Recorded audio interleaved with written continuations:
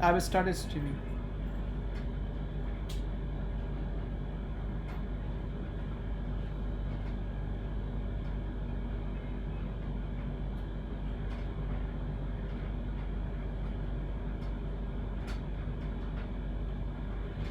Hello everyone, this is Vishal again.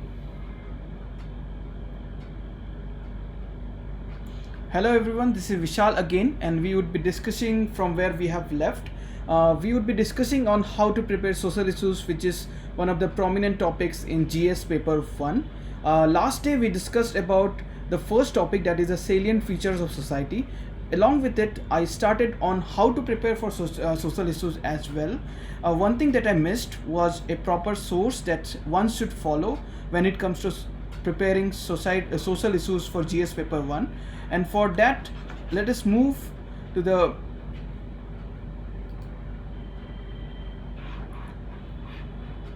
PPT in which we would be going through on how to prepare for social issues. So in the book list, I would like to mention the basic book that you need to use is the NCERT Class 12 Indian Society. It's quite an exhaustive book to actually cover. You could utilize it, your knowledge in how GS, or not only in GS paper 1, it could be also utilized in social developmental what we call programs and policies, which comes in paper GS paper 2. In that way, you could utilize NCERT Class 12 Indian Society in multiple manner. Apart from that, you could use any value addition booklet. It could be either a vision or GS score, and the mains 365 social issues section could also be utilized so as to cover the current affairs part. So let's move to today's topic, that is the second topic of Indian society, and that is diversity in India. So India is, as you know, is a very diverse society. We see diversity in our daily life. So let's talk about the prominent shades of diversity that are existing and which could be actually studied when it comes to India. Though we can actually mention the 4 prominent shades of diversity, and they are race, religion, and then we have language diversity, and then we have caste and culture. So these are the prominent diversity that actually exist. Not only that, there are other kinds of diversity which also could be utilized, and apart from that, I have added a section on impact on administration of each of the diversity that actually exists in India. This special section is to cater to actually understand, since we are all appearing for an administrative examination, we should understand that why we have been asked to study certain we have been asked to study certain topics. The topic has been asked so that you are able to make a connection between its application in administration.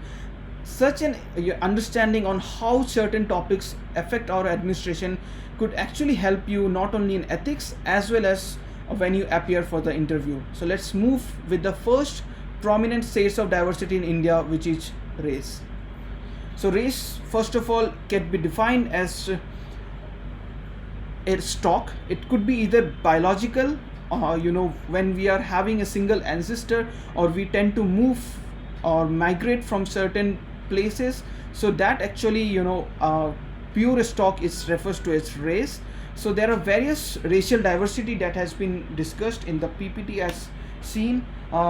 This classification of racial diversity was provided by Dr. B.S. Guha, who was the ex-director of Anthropological Society of India. Let's talk about the various racial diversity that exist in India. The first is the Negritos. The Negritos are people who are usually found in the South Indias, as well as the important tribes which actually showcase this this racial diversity are Irula as well as Kadar, the Panyans. These are the tribals who actually showcase this racial diversity. Let's move to the second racial diversity that exists in India, and that is Proto-Australoid. Proto-Australoid, as you could you could understand from the name itself, these are a section of people who have migrated from Australia. As you could know, if you know that evolution of continents, the continental drift theory. Initially all the continents were together and then they started drifting away, so migration is a possible, existing possibility, and that's why proto-Australians exist in India as well.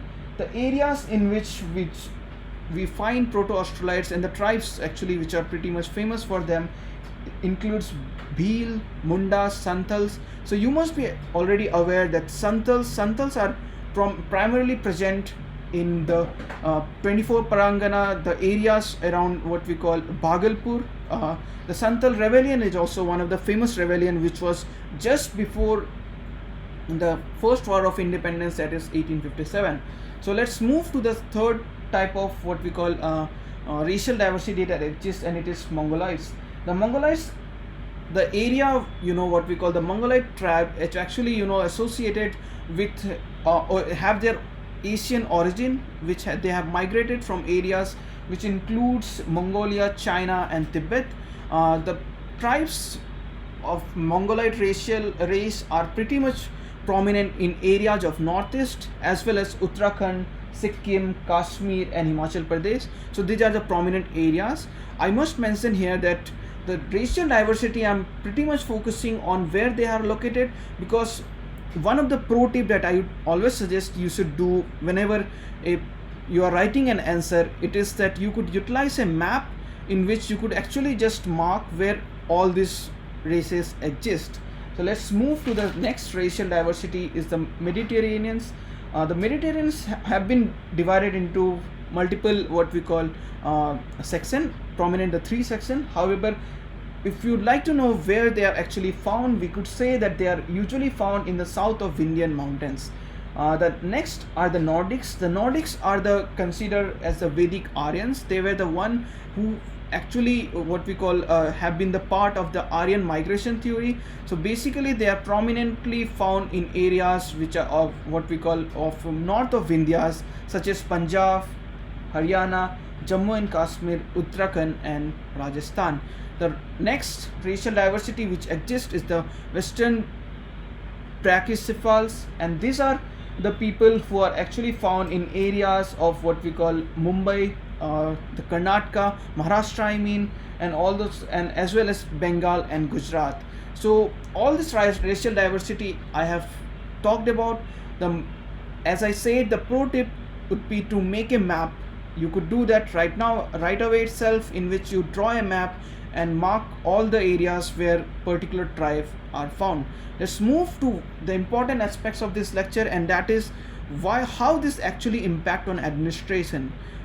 So as I said, I would be discussing on all the types of diversity that exist and what are the impact on administration it would have.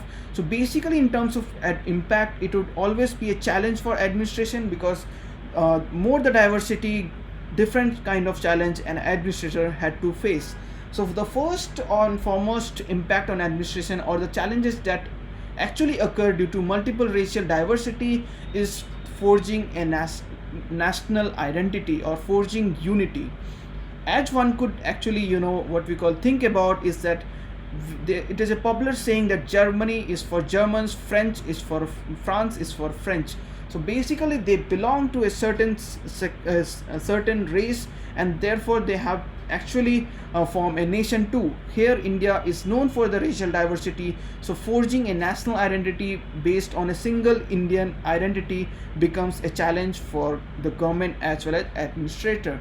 And the next thing that another challenge that we could actually talk about is the acculturing of administration. In this perspective, I would like to talk about the Nehru tribal Panchsheel. So basically Nehru along with Varier Elwin has devised this Panchsheel, which is called as tribal Panchsheel, to deal with areas which were earlier known as Northeastern Frontier Agency, that is NEFA. Today NEFA is divided into Arunachal Pradesh, some part of Assam, Nagaland as well. So basically this area of NEFA was known for its tribal dominance. Nehru came up with a tribal Panchsheel, which was used to deal on how administrators who are posted there from the other parts of the India should deal with the people who are living there. So I would here suggest that a person should go and check about what were the important what we call important pillars, the 5 pillars of Nehru tribal Panchsheel, and I would request them that they post it in the comment section so that I review it on my own. Let's move to the next prominent feature of diversity, and that is linguistic diversity. So when we talk about the diversity in India, India is known for, you know, what we call multiple languages being spoken. So here I would like to make a distinction between language and dialect. So in terms of dialect, there could be million of dialect that might be spoken in India. However, when it comes to languages, it become limited, because languages are usually the what we call languages have a script along with them. On the other hand, dialects are popular dialects which do not carry language script with them. So as you all know that the Indian what the constitution recognizes 22 language in 22 language. One could actually see all these languages when it comes to the currency that is what we call offered, which is in circulation in the market of India. So when you look into any of the 2000 note, you would be finding that there are 22 languages in which the currency has been written.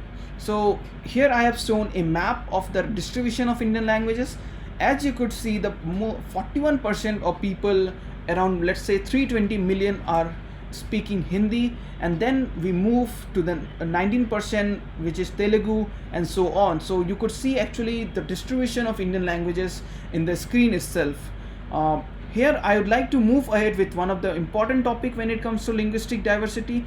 This topic is important from prelims perspective as well.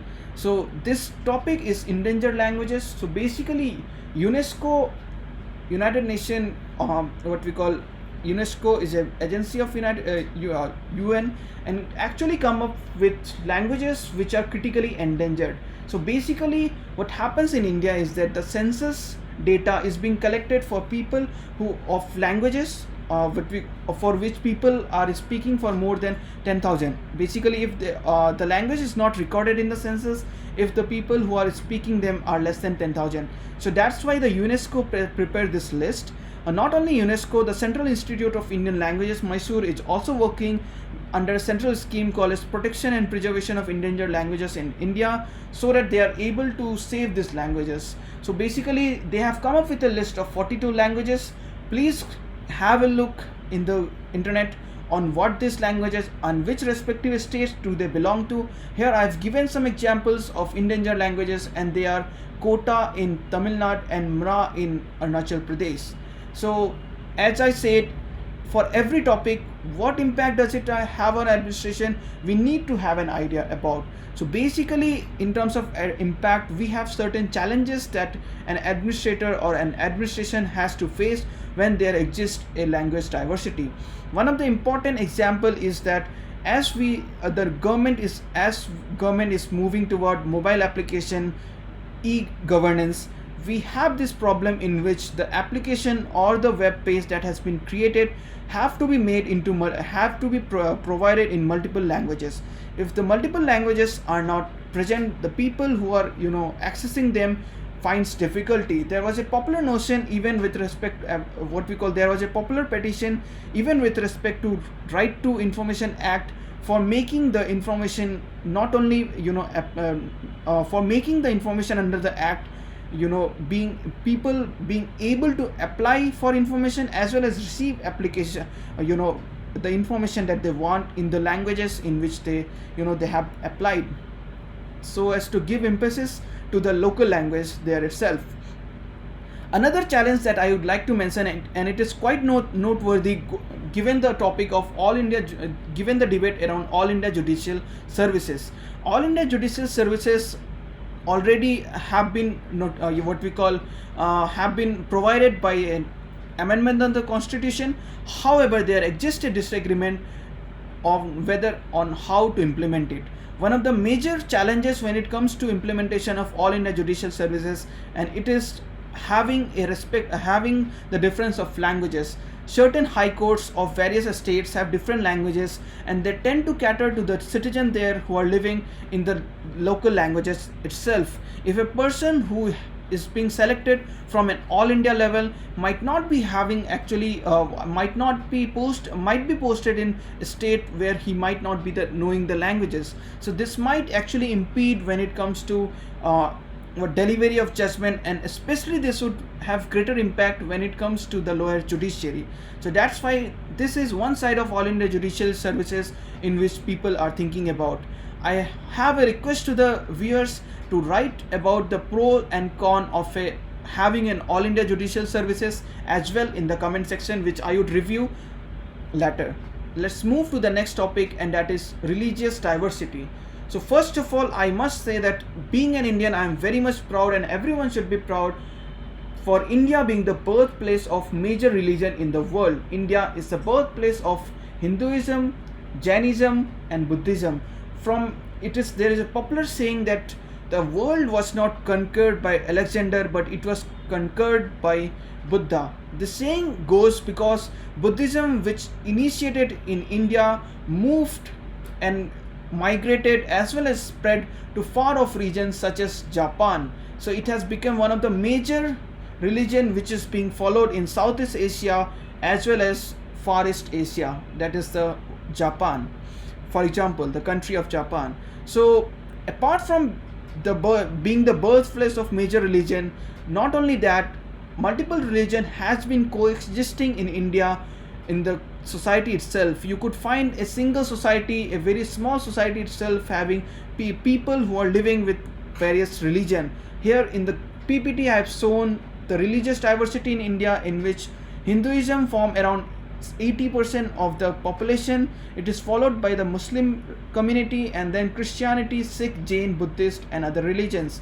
One should note that the minority status has been provided to religions such as Muslim, Christian, Sikh, Jain, and there are etc.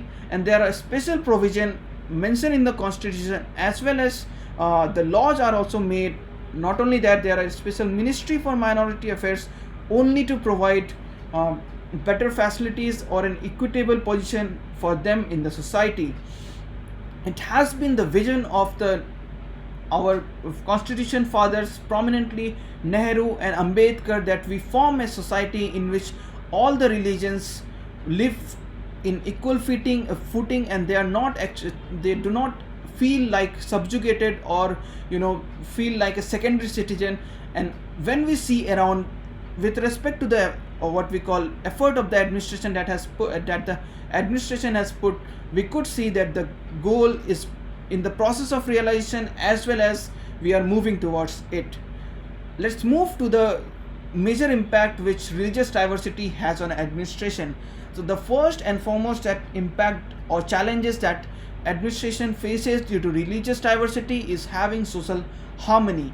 Basically, there are practices of certain religion, or it is being practiced in such a way which might impact the other what we call other religious community. So to wield the entire society in which multiple religions are living, we need to have certain ideas, certain innovative measures so as to bring social harmony. One of the measures that you could easily even quote when it comes to what we call GS4 paper also is having the elders of respective community enter into discussion. So in that way we could actually promote social harmony. Another way in which social harmony could be promoted, it is through sports. I missed a topic, and that is in the middle, and that is diversity within religion, which I must speak. So basically one must know that not only India have religious diversity, there exists a diversity within religion itself. For example, let's take Hinduism. There exists what we call various sects. For example, there are Vaishnavism, there are Shaivism. Not only sect, as we move with respect to rituals, various caste has different rituals. Not only that, if we see among the Muslims, we have sect. For example, the popular sects include Shia and Sunni. So similar is the case of all the religion that actually exist within India. So we must say that not only we have diverse religion, we do have diversity within religion too. Let's move to the next topic, and that is next form of diversity, and that is caste and culture based diversity. So basically caste and culture based diversity is pretty much prominent and could be studied together, because usually if particular caste is associated with particular culture and rituals. So caste exists and can be studied in two prominent forms, and they are Varna and Jati. When we talk about Varna, there exist four main Varnas, so that actually shows diversity within caste. However, the actual existence of caste is mostly in the form of Jati, and we could safely assume that there are more than 1,000 Jati in India, and people of different Jati usually pursue different form of rituals and so on. And not only is what we call diversity exists in forms of Jati, there exists diversity within caste also. A particular community of a particular person living of particular caste in South India might not be what we call following the same ritual as of a person of the same caste who is living in North India. So basically in that perspective, I would like to revisit Varna and Jati, because Varna becomes a what we call social parameter which is applicable to entire of India. On the other hand, Jati is quite localized. The same Jati could have different ritual when one moves from one region to another. So that actually covers up how caste provides diversity and how diversity exists within the caste too.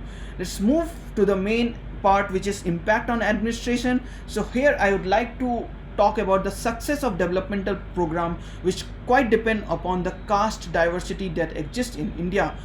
In the recent prelims 2019, there came a question on land reforms. One must know that land reforms had a direct correlation on how the caste system was working.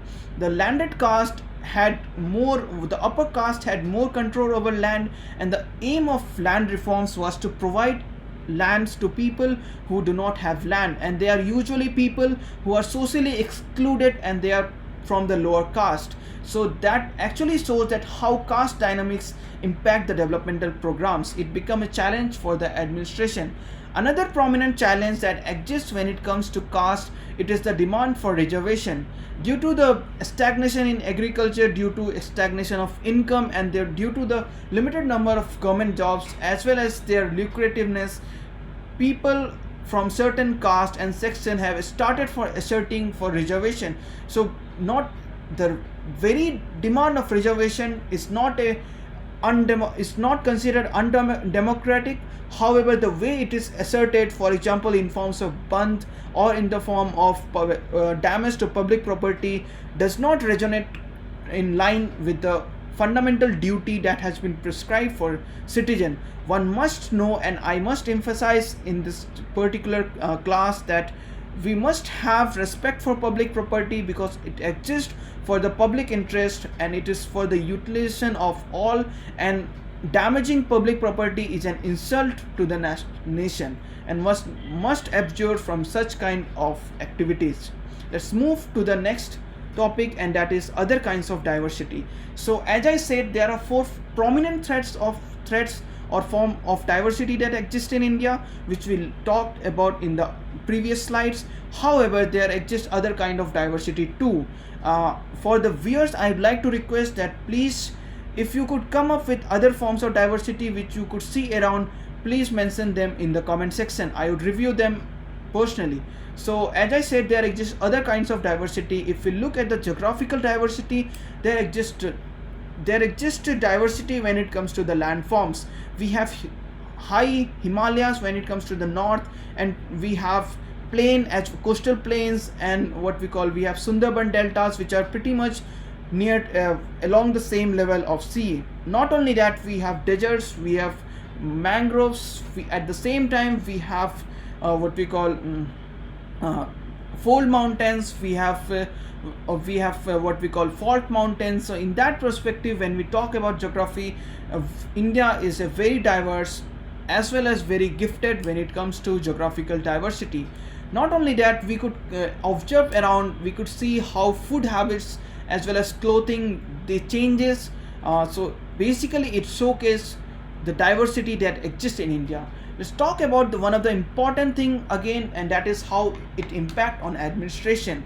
Let me talk about the what we call from about my state, that is Arunachal Pradesh, and I must say that that is one of the region that pushes me to work and join the civil services. uh, I would like to talk about the building of a bridge in the river Siang. River Siang is known as the tributary of Yarlung Sangpo, which starts from China, which starts from Tibet and goes to China and then enters India from Namcha Barwa. So basically from a cliff in Namcha Barwa. So basically the government of India, the government of Arunachal Pradesh started the exercise of bridge building over the river Siang to connect two places which are known as Pasigat, which is the headquarter of East Siang district, and then Mebo, which exists on the other side of river Siang.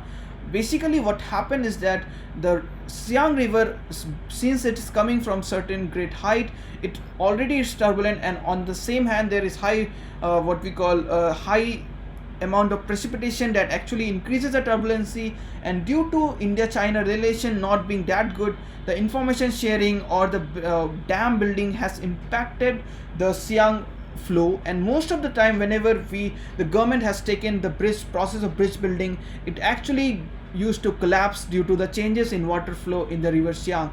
I must say that in this I would like to share one of the thing that today thankfully the bridge has been built. It is a more than a kilometer long bridge, and there actually exists a plaque around 10 feet long which names around 110 people who have lost their life in the process of building this bridge. So basically it shows what we call how government actually the areas it takes up developmental projects in areas where private sector would actually just shy away. So that actually shows when you are part of the government, you could actually work for the public interest, you could impact the masses, and that is something that has actually pushed me to work and prepare and be part of the civil services. Let's move ahead to another example of challenge to administration that has been faced. So let me talk about this case of Chhattisgarh, in which there was a tribal community which tend to have a very different form of fooding habit, due to which there was low intake of iron, that led to high incidence of anemia in that tribal community. For that, the government has what we call come up with the idea of golden rice, which would actually be quite helpful to those community in the Chhattisgarh. So that actually say as we move ahead to the previous year question, I would like to give a recap in which we have talked about kinds of diversity in India, the four prominent kinds of diversity, and then we have moved ahead to the other kinds of diversity. Along with it, I've also talked about its impact on administration. The impact on administration of each kind of diversity has been has been discussed in the lecture, only so that you are able to relate it to actual question that is being asked, not only in paper 1 of GS social issues. You could also be able to solve what we call challenges that are being, or case study that is being asked when it comes to GS paper 4. So in that way we have covered the kinds of diversity that exist in India in very much detail. Let's move ahead to the most important part of the section of this what we call this lecture, and that is previous year question.